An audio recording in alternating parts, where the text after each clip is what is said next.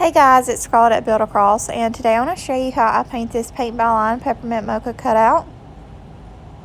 I'm going to go in first with the color Cotton to paint my whipped cream.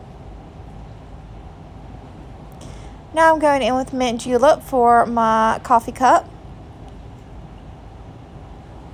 I'm going in with some Barn Red for my candy cane. And now I'm going in with Evergreen for my lettering.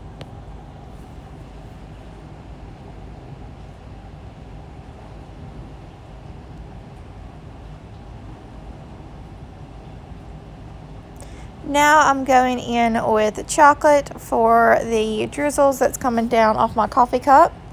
And now I'm going in with a little bit of Savannah Mist to kind of outline / highlight my whipped cream.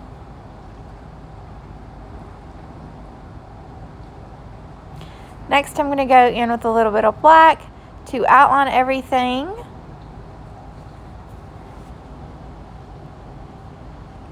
Once I'm done outlining everything, I'll go in with that cotton color again to highlight everything, and that'll complete my project.